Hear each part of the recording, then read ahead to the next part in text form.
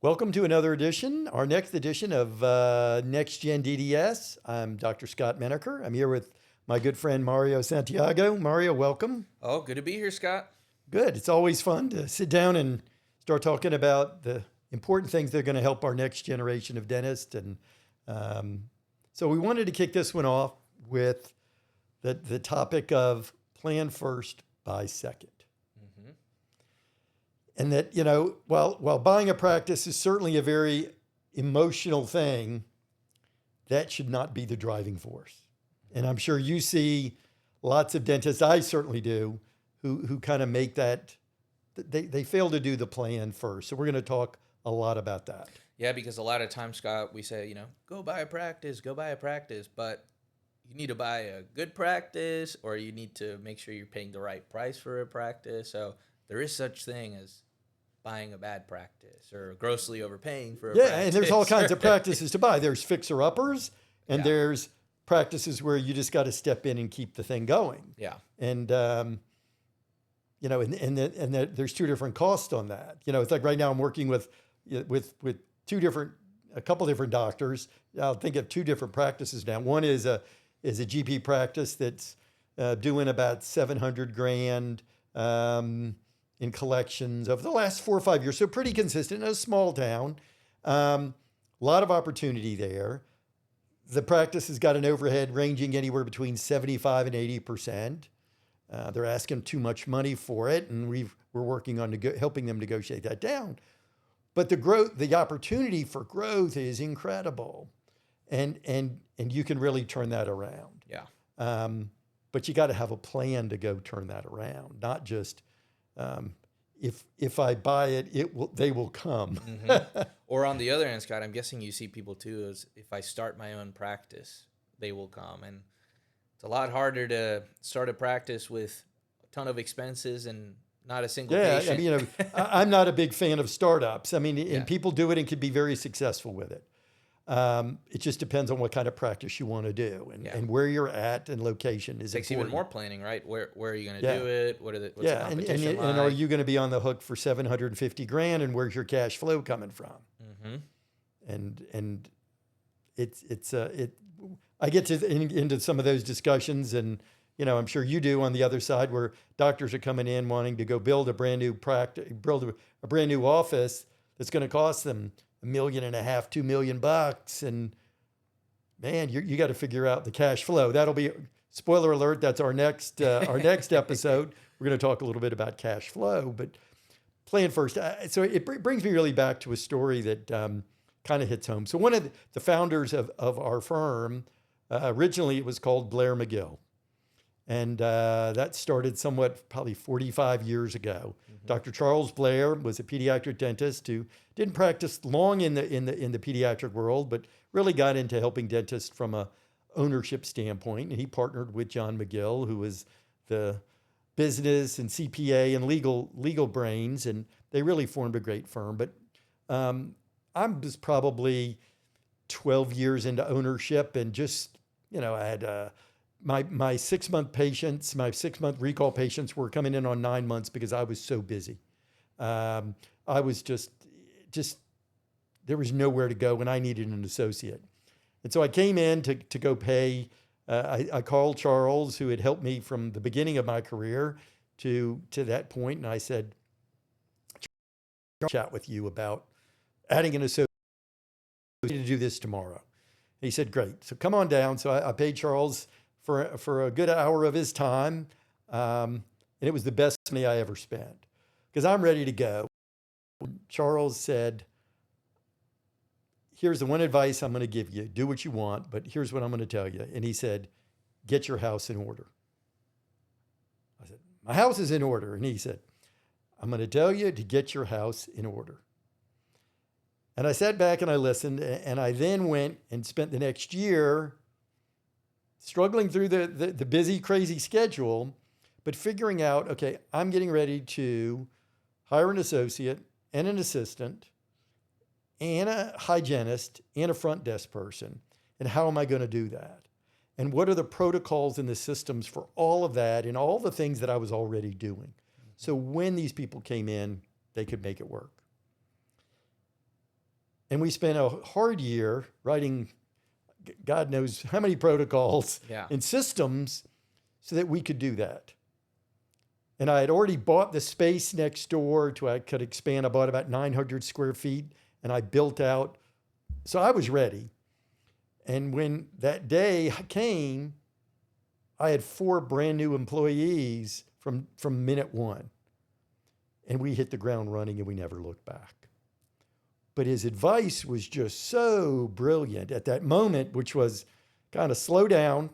Slow down's my 2 favorite words in dentistry and in life. But it forced me to really make a plan.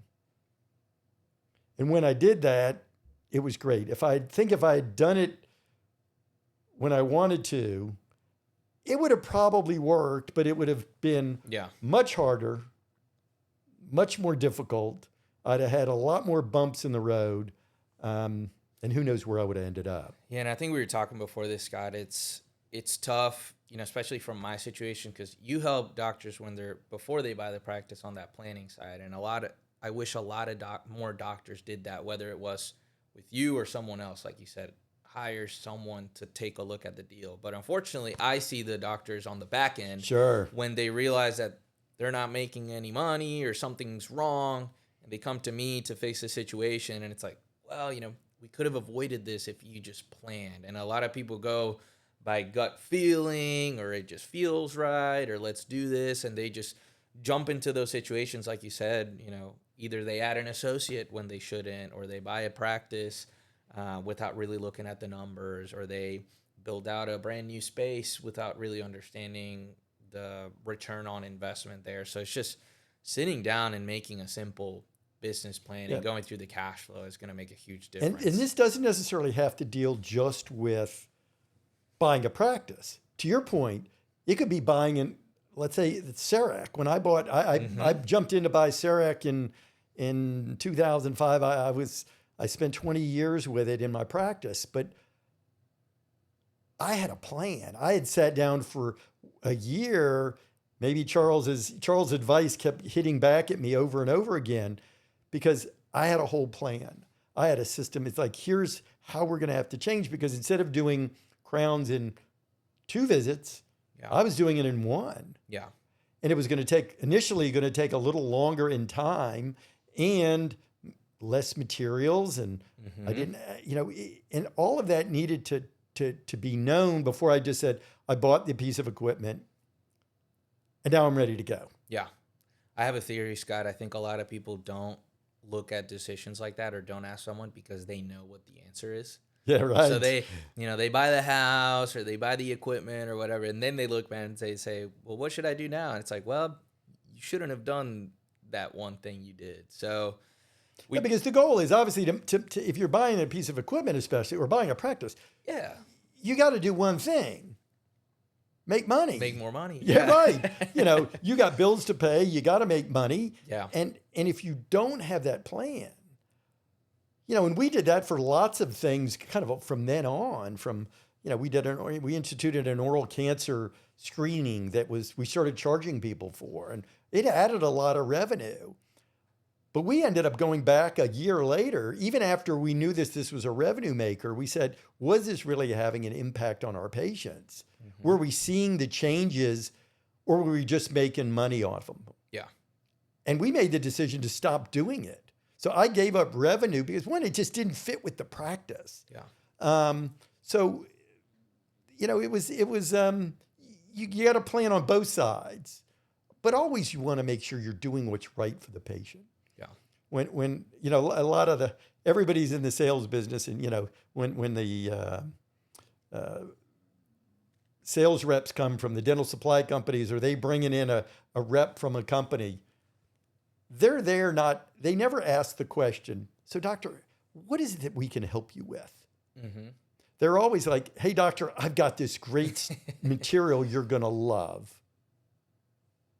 Like, do I need it? Is it do I need it or not? And the answer is most likely not. And dentists are very famous for buying lots of stuff they don't use. Yeah.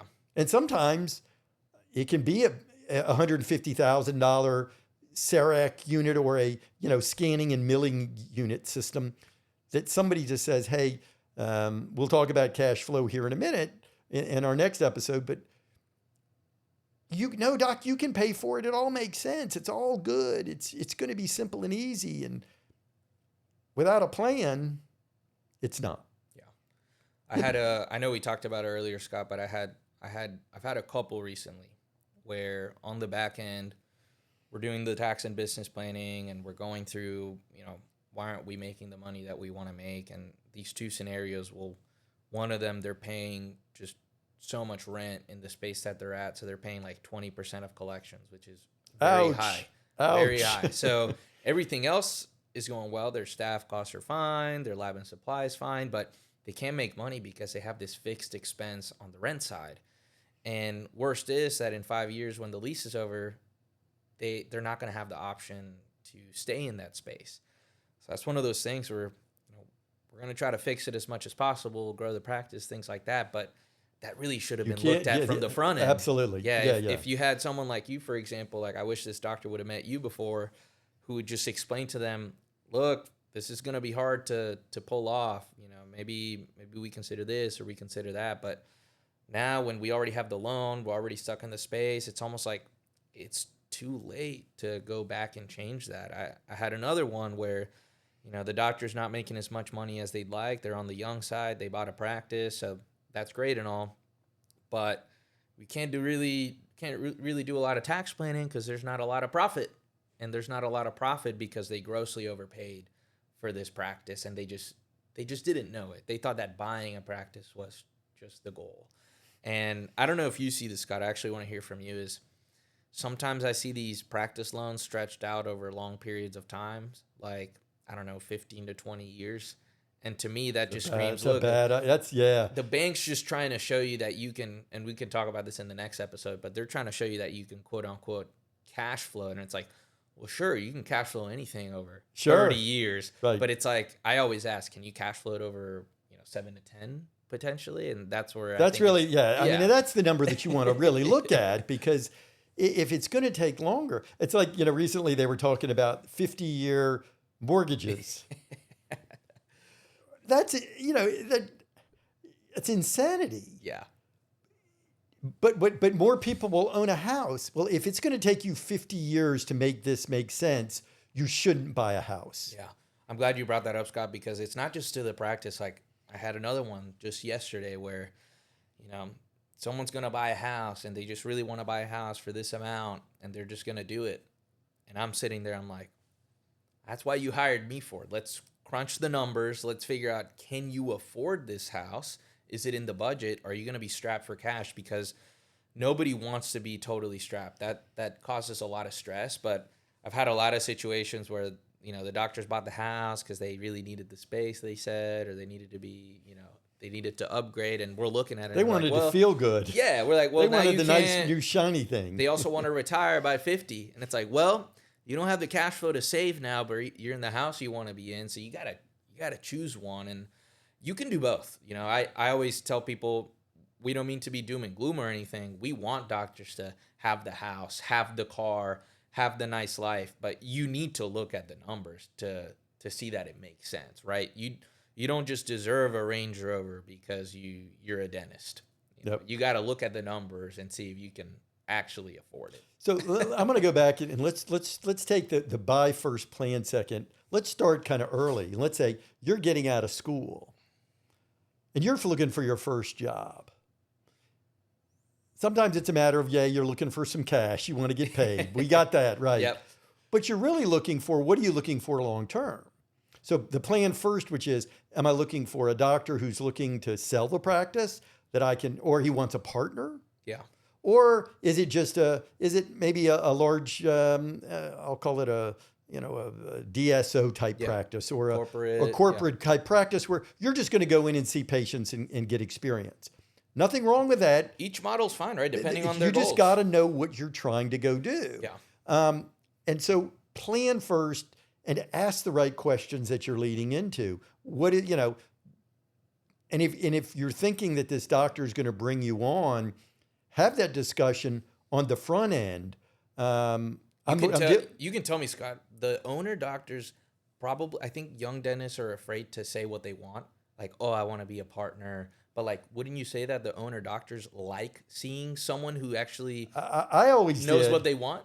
Yeah, I mean, that was always one of my questions, that I would ask young doctors would be, what is it that I can do for you? Yeah. And then I would just, my famous thing, I just kind of stop and listen. And if they go, well, I really don't know, then my conversation's over. Yeah. Because they haven't thought about this. And they go, and it may be, listen, this is what my ideal is. I'm looking for an associateship that leads to a partnership that potentially leads to, if you're going to retire in 5 years, if this works out great, I'd love to buy this practice and make this my forever home. That means something more than, I'm just trying to get out of school and get going. Yeah. Well, get going somewhere else is usually my answer. But you want to ask those questions. Doctor, what is it? What are you looking for? And I always say to doctors, and this is the question that I always tell every young doctor when you go into an interview, to ask this question: what is it that I can do to help you? Mm-hmm. And listen for the doctor. He says, I'm really looking for somebody to help expand my oral surgery, or to I don't want to refer things out, or I want somebody who's really going to kind of help me grow, whatever it may be. But I always ask that question. It's saying, I want to come help you make this practice successful.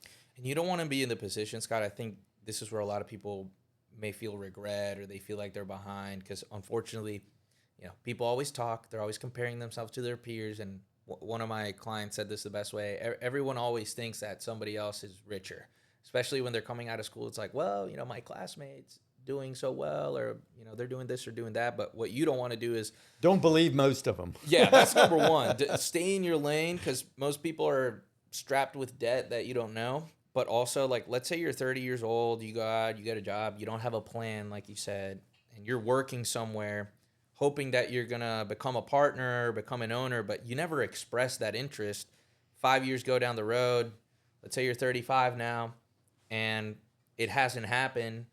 You ask about partnership, and the owner says, oh, well, that's not really what I want to do. That's right. not really an opportunity. And I get doctors like that. Yeah, I do all the time. Makes sense, because we tell doctors all the time, like, look, you can't afford to make someone a partner, but you're going to really regret it when you're 5 years into your career, you thought you were making strides towards a partnership, and the opportunity isn't there. And it doesn't exist. And now what are you going to do? On the other end, we've seen people who they start off at 30, they make it clear they want to become a partner. The doctor, if they want a partner down the road, or if they want someone to buy them out, like you said, then they make a plan from the get-go of like, well, this is how it's going to shake out.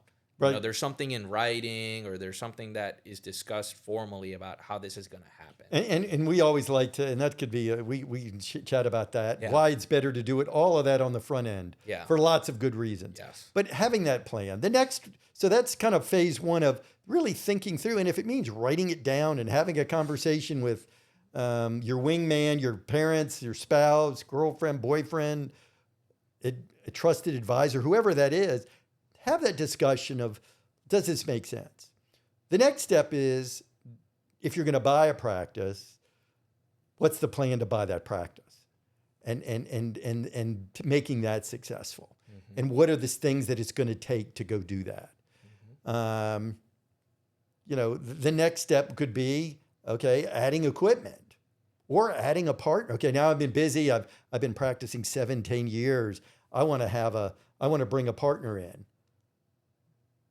You got to have a real plan. Yeah. And that's where, I deal a lot on the new buyer rep, but my partners, Wade and Jonathan, are helping create partnerships and helping doctors understand that. And what does it take to, those are the kind of the questions to have. I think every dentist deep down, Scott, they just want to walk around their office and not do dentistry and have multiple dentists working for them.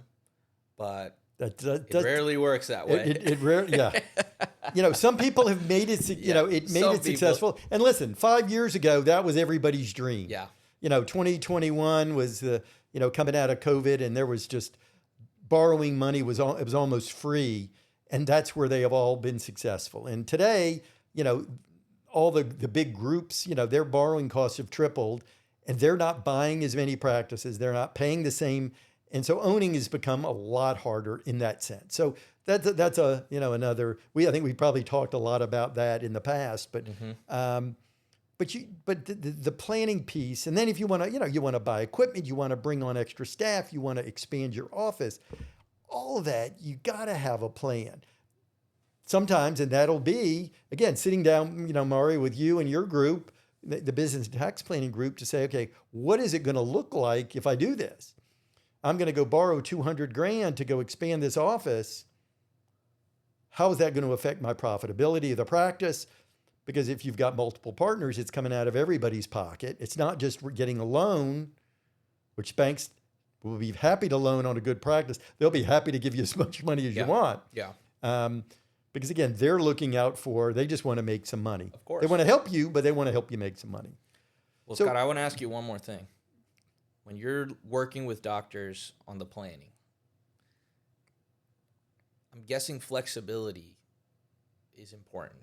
Like, do some people come into a situation and they're like, I want this type of practice and I want it to be here and I want this and I want that. And I would assume that the more flexible a doctor is on, location. Well, location's huge, obviously. Yeah. I mean, we have a lot of doctors we're in Charlotte, North Carolina, big city. I think we're getting ready to hit the 1 million person mark. The surrounding areas, even more. I mean, it's I think they've said we're about the 13th largest metropolitan area. It's growing a lot. Yeah. So it's in the country. So it's crazy. So if you want to buy a practice in Charlotte, it's pretty tough. So if you want to buy a practice outside of Charlotte, how far are you willing to go? Yeah. I'm dealing with a doc now up north, and he's trying to decide. He's in a situation, been there for 4 years, doing really well. The doctor's trying to sell him the practice. He's interested, but he's trying to figure out, is this the right spot for my wife and my 3 kids? And he said, it's a completely different question. Yeah. And he's willing to move and leave this situation and go start anew. I think he's got a lot of guts doing that, but he's recognized in that planning process. So it's your plan. There's practice planning, and then I think to your point, Mario, it's spot on. It's personal planning. Yeah. What are you willing to go do and live? Where do you want to live, and how are you going to go do it? I got doctors willing to go move to the middle of nowhere and buy a practice. And I've had a guy left Dallas, Texas, to move to rural Tennessee. I'm not sure I would have done it, but he was willing to uproot his wife and 3 kids to go do that. So he had a plan, and then we helped him find a good practice, and it was going to work out from that. I don't know about the personal side. Practice-wise, it was going to work really well. So there's lots of things in this whole planning piece that we really want to slow people down. If brokers are telling you to, hey, listen, I need to know by the end of the week, and you've not really thought about it or contacted, a representative who can help you. And again, we'll just keep stressing this. Hire smart people to help you, whether it's from the business side of planning and taxes, all the tax things that you just don't know, to investments and how are you going to plan for your families, and not just investing it, but planning for student loans for your kids, and, all of those things, and retirement and Roth IRAs and backdoor Roth IRA. I'm a smart guy and I have no idea all that stuff. And I wouldn't have done any of that without planning with somebody who could help me do that. So we just say, get rid of the emotion, make a plan, slow down, do it right. And if you do that, you're going to find success quicker, faster, and a lot less speed bumps along the way. Absolutely. No, perfect. So we'll continue this kind of conversation around debt and cash flow, and we'll keep it going. And for everybody listening out there, please feel free to check out the McGill & Line advisory. It's really a newsletter. I was a subscriber for literally my entire career, a paid subscriber. Yep. And I say that a paid because... Yeah, the perk is that if you're a student or a resident, and if you sign up now for basically the digital version of the newsletter, it's completely free to you. We talk about all these topics that we've been talking about in the podcast: finances, legal, transition. Yeah, there's even more stuff than So what we're talking about. great content that gets released every month that you can check out for free. And if you sign up while you're in school or in your residency, you actually get it for 2 years after you Afterwards. graduate. That's That right. way you have all that information and those resources when you go out there. We also have a couple good member perks. So we have a member-only podcast separate from this Right. one that we release to members. We have, calculators, articles, all sorts of great resources in there. So I highly recommend it, especially Absolutely. since it's free for students and Yeah, residents. free. Absolutely. So Yeah, if you take want to check advantage that of out, go to the show notes and we'll share that with you on how you can sign up. Perfect. Thanks, Mario. Great last free offer for our listeners, especially if you're in school doing that. So thanks. We'll talk about cash flow on our next episode. All right.